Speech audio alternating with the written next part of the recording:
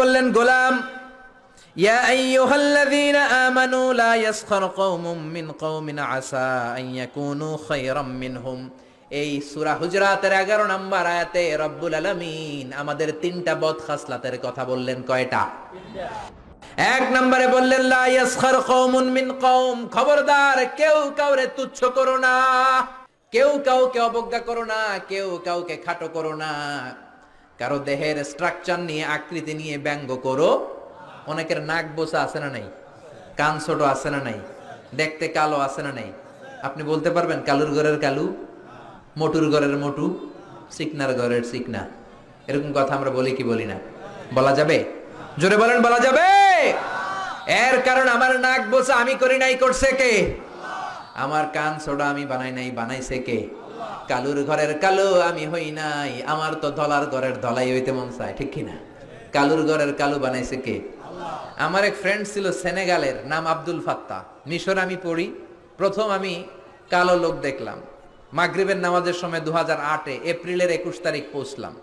আমাদের 11 জনকে নিয়ে গেল সেন্ট্রাল মস্কে, নামাজ পড়তেছি, 100 দেশের ছাত্র নামাজ পড়ে, আল্লাহু আকবার। নামাজ পড়া সালাম ফিরাই দেখি ডানে মুনকার বায়ে নাকির, মানে কুসকুসে কালো, অনেক লম্বা, চুলগুলো এরকম বুটি বুটি হয়ে থাকে আর গুটি গুটি হয়ে থাকে। আজীবন খবরে দেখতাম, ওই যে নেলসন ম্যান্ডেলারে দেখতাম খবরে, এটিএন বাংলার খবরে দেখা যেত আফ্রিকা মানুষ। এবার সরাসরি দেখতেছি, এদিকে একটা ওইদিকে একটা, আমি মনে করছি এটা মুনকার ওইদিকে নাকির। আর বাংলাদেশে আমরা আসতে বলি আমিন, ঠিক কিনা? সৌদি আরবে জোরে কয় আমিন।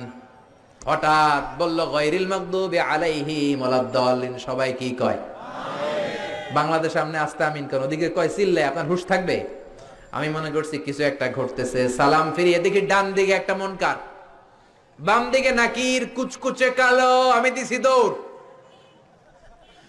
আমাকে যারা রিসিভ করেছে বলল, ভাই মিজান দৌড়াও কেন? আমি কই এরা কারা? কয় এরাই তোমার বন্ধু। সর্বনাশ, 5 বছর এগুলোকে থাকবো, থাকতে হবে তোমাকে, গোটা বিশ্বের ইসলাম সম্পর্কে জানতে হবে, গবেষণা করতে হবে, ঠিক কিনা? মিশতে শুরু করলাম কালোদের সাথে। ওমিয়া, অনেক মানুষ আছে চেহারাটা কালো কিন্তু অন্তরটা দুধের মতো সাদা, আছে না নাই? অনেকে আছে ধবধবে সাদা কিন্তু অন্তরটা এরকম কুচকুচে কালো, আছে না নাই? ওরা মানুষ কালো কিন্তু অন্তরটা ভালো। তো এক ছেলের সাথে পরিচয়, নাম আব্দুল ফাত্তা। অনেক জায়গায় আমি গল্প করি, এই ফাত্তা আমার পাশের রুমে থাকতো, তার পাশে থাকতো চাইনিজ, এরপরে পাকিস্তানি। তো এই ফাত্তা আমার রুমে ছিল ফ্রিজ, ওর রুমে ফ্রিজ নাই। ও পানি নেওয়ার জন্য, ঠান্ডা পানি নেওয়ার জন্য আমার রুমে আসতো। আমি ভয়ে ভয়ে ওর বোতল লয়ে এই দরজা আটকায় দিতাম। প্রথম দিকের কথা, ভয় পেতাম কি না কি হয়। পরে দেখি না, মাশাআল্লাহ, কলিজাটা আকাশের মতো উদার। কি বন্ধুত্ব হয়ে গেল আমাদের মধ্যে, ফ্রেন্ডশিপ। একবার আয়েশা বলে, এই Mizan, how did you become so white? আমি এত কালোর কালো, তুই এত সাদা চামড়ার হলি কেমনে? আমরা তো কালো কেন, চুলগুলো বুটি বুটি কেন? ইসলাম বলে there is no difference between black and white, between upper and lower, between the richer section of the society and poorer section of the society. Everyone is equal, completely equal, totally equal, 100% equal in the eyes of Islam. চিল্লায় বলেন আল্লাহু আকবার। ইসলাম বলে কালো সাদায় পার্থক্য নাই, খেলাওয়ালা কুলি মজুর, দিন মজুর, প্রধানমন্ত্রী প্রেসিডেন্টে পার্থক্য নাই। আপনি মসজিদে যদি ঢুকেন, প্রেসিডেন্ট যেই কাতারে দাঁড়াবে, কুলিওয়ালা ঠেলাওয়ালা ওই কাতারে দাঁড়াবে, ঠিক কি না? ইন্না আকরামাকুম ইনদাল্লাহি আতকাকুম, আল্লাহর কাছে সেই সেরা যার তাকওয়া বেশি, ঠিক কি না? যার অন্তরে আল্লাহর ভয় বেশি, ঠিক কি না? সে আল্লাহ বললেন, গোলাম লা ইয়াসখার কওমুন মিন কওম, খবরদার আমার কোন বান্দার চেহারা নিয়ে কুৎসা রটনা করবা না। মোটুর বাচ্চা মোটু বলবা না, কালুর ঘরের কালু বলবা না। ওরে কালু বানাইছে কে? তোমারে ধলা বানাইছে কে?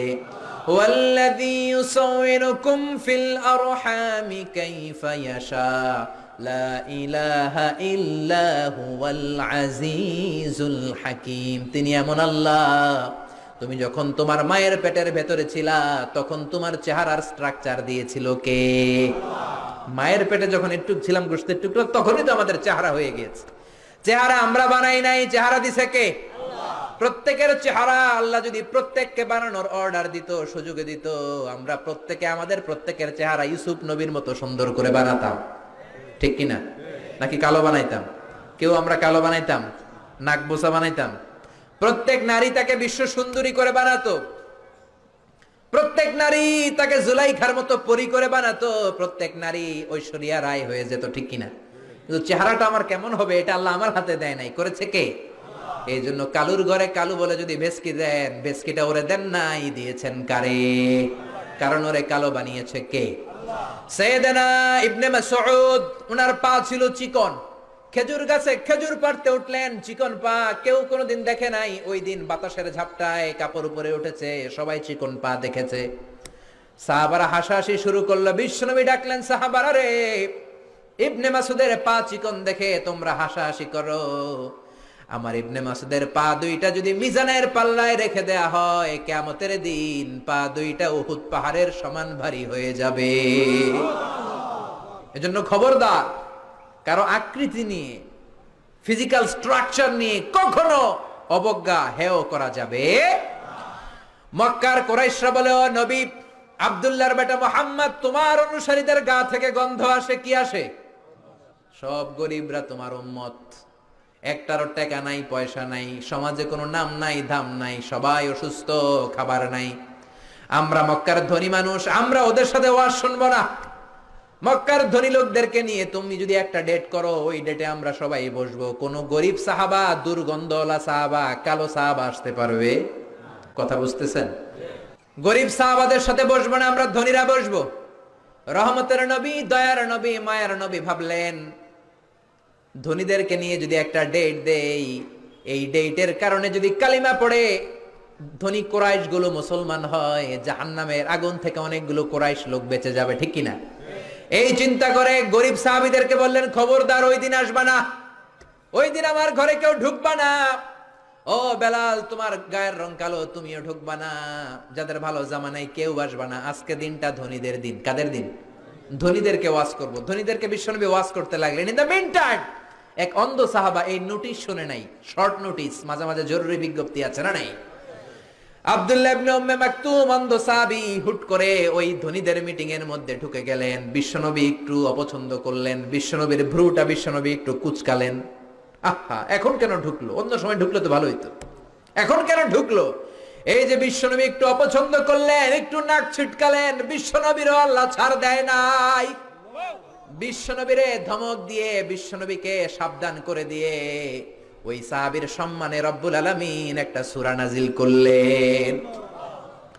আল্লাহ বললেন, আবাসা ওয়া তাওয়াল্লা আন জাআহুল আ'মা ওয়া মা ইউদরিকা লাআল্লাহু ইয়াযাক্কা। আল্লাহু আকবার।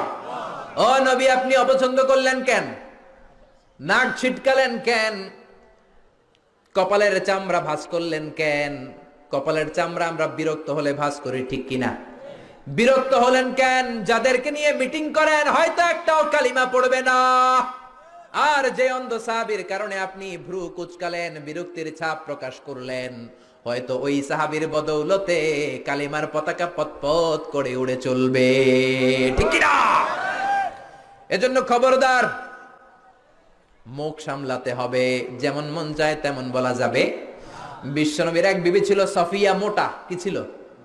কথা কয় না। কি ছিল? মা এসে একদিন টিটকারি মারলেন, ঠাট্টা করে বললেন, আপনার মুটকি বউ সফিয়া। মুটকি বউ মানে মুটি। বিশ্বনবী বললেন, আয়েশা, কি বললা এটা? তুমি কি বললা? লাকাদ কুলতিলা কালিমাতান ইয়া আয়েশা, এমন একটা কথা বলেছো, লাউ মুসিজাত বিমা ইল বাহার, তোমার কথাটা যদি সাগরের মধ্যে ছেড়ে দেয়া হয়, লা মাসজাতহু, তোমার এই কথাটা পুরো সাগরের নীল পানিকে কালো করে দিবে। এজন্য খবরদার, ইন্নাল আবদা লা ইয়াতাকাল্লামু বিল কালিমা মা ইয়াতাবায়ানু ফিহা। আমরা অনেক সময় হুট করে এমন কথা বলে ফেলি, ওই কথাটাই আমারে জাহান্নামে ঢুকাতে পারে। চিল্লায় বলে ডিকিরা। দুই বললেন, ওয়ালা তালমিজু আনফুসাকুম, নিজেদের বদনাম করো না, দোষ খোঁজো না। একদল আছে সবার পিছনে খালি দোষ খোঁজে, আছে না নাই? ওর এই দোষ, ওর এই সমস্যা, ওর তোর কি সমস্যা? তোর সমস্যা কি ওইটা বল। ওর এই ঝামেলা, ওর এইটা, তোমার কোনটা? খবরদার, ওয়ালা তালমিজু আনফুসাকুম ওয়াইলুল লিকুল্লি হুমাযাতিল লুমাযা, লুমাযা থেকে ওয়ালা তালমিজু, অন্যের দোষ খোঁজো না। ডোন্ট ডিফেম আদার, অন্যের দোষ খোঁজো না। সবচেয়ে খারাপ হলো সমালোচনা। যারা আছেন সবাই চিল্লায় বলেন, সবচেয়ে খারাপ কি? তারপরে ভালো হলো আলোচনা। ভালো কি? সবচেয়ে ভালো হলো আত্মসমালোচনা। সবচেয়ে ভালো কি?